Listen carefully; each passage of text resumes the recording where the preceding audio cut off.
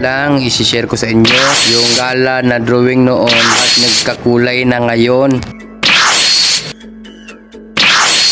Maaga pala kaming umalis dito sa Malinaw, Bukidnon papuntang Initaw. Ang gala na sana karaang taon pa ito na pinagplanuhan. So hindi talaga natutuloy-tuloy kasi marami talagang trabaho pag December. Kaya ang galang ito, bilisan lang, wala na ito sa plano. Diba nga napacheck si Blue, hindi na change oil at na-change brake at hindi pa nga pumapasok kaagad yung kanyang kambyada. Medyo naaalanganin talaga ako magbiyahe nito. Sabi nga nila pag gusto maraming paraan, maraming dahilan dahil gusto namin makapagbakasyon at makapag-relax at makapagtampisaw sa dagat. Kaya ito mga guys, pumunta kami kahit hindi na check si Blue. Mga bandang 6:30 mga guys, nandito na pala kami sa CDO. Kita mo talaga si Jollibee at si McDo. Ito na pahiwatig na nandito na kami sa CDO. Ito pala kami dadaan sa Diversion Road. Dito madadaanan namin ang Barangay Kanituan. Diretso na ito palabas ng pool. Dito talaga kami dumadaan mga guys kasi wala nang hassle at wala nang traffic na dadaanan. Ito tamang water break lang tayo mga guys at tamang check lang sang ating mga gulong mga guys. Baka kasi flat yung ating mga gulong at gumigewang-gewang lalo na yung sa harap. At check na din natin yung ating radiator, baka wala ng tubig mga guys. At dito nagtaka ako bakit hindi sila nakasunod sa amin. Kaya pala nasiraan si Papa at kasama pala natin yung mutya ng Kalilangan.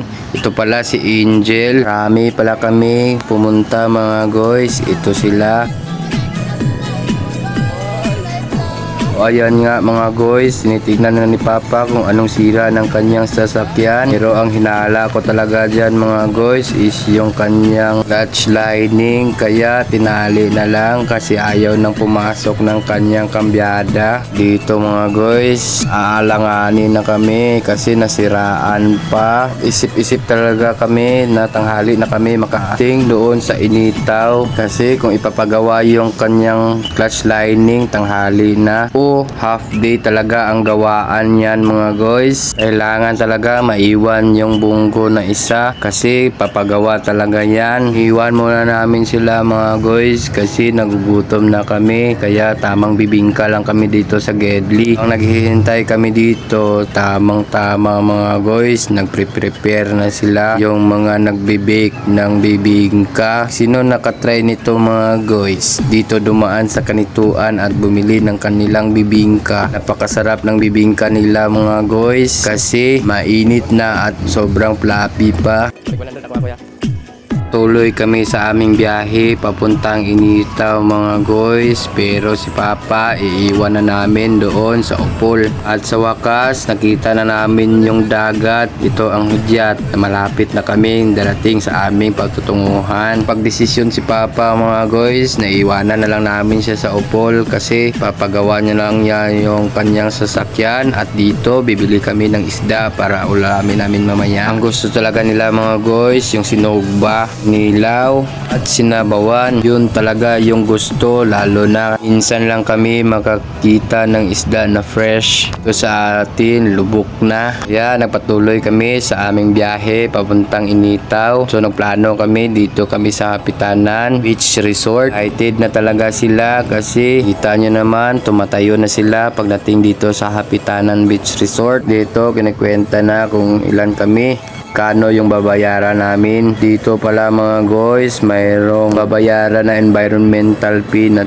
25 pesos. Ilang yung mga bata na 10 below. Puti na lang mga guys, nakauna kami kasi 1,500 yung cottage na nakuha namin at yung isa is worth 2,000. Kaya go na kami doon sa 1,500 na cottage. Kita nyo naman, sobrang excited nila, lalo na si boss. Talaga ang saya ng mga bata, lalo na may mga parents. Paminsan-minsan mga guys, i-relax natin yung ating mga sarili. Lang puro trabaho, kailangan din mag-relax. Aanhin mo naman yung pera mo na pinaghirapan mo kung hindi mo magagamit. Kung matanda ka na, bibilhin mo sa pera mo is yung maintenance mo na lang. Habang bata pa, kaya pa ng katawan mo, mag-enjoy ka. Dito gumamit na ako ng sunblock mga guys kasi baka iitim tayo kasi medyo mainit na at tanghali na kami nakarating dito sa Hapitanan Beach Resort. Kahit si Mrs. mga guys, sobrang saya niya kasi pinagbigyan ko siya na mag-relax ngayong araw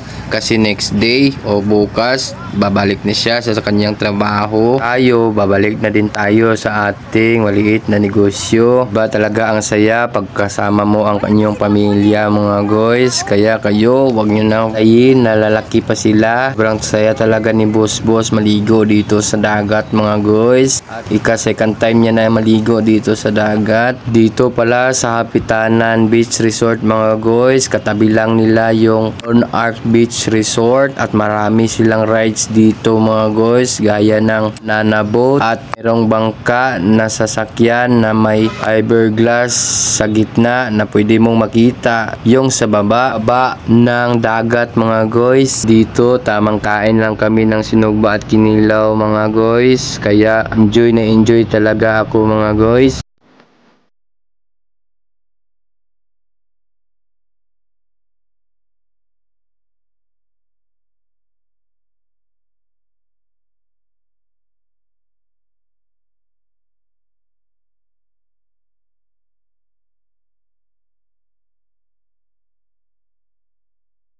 Pagkatapos nga namin kumain mga guys, dito sumakay na kami sa bangka na may fiberglass sa center niya mga guys para makita yung ilalim. At dito nakita namin ang yaman ng dagat ng Initaw mga guys kasi nakakita kami na malalaking pawikan. Yan yung first time ko nakakita mga guys. At yun nga mga guys, ang bilis ng oras at dito uuwi na kami. Kaya nagpa-picture at pa-emote pa kami ni Mrs. Nagbigyan ko na lang mga guys, baka kasi magalit kung ayaw kong magpa-emote.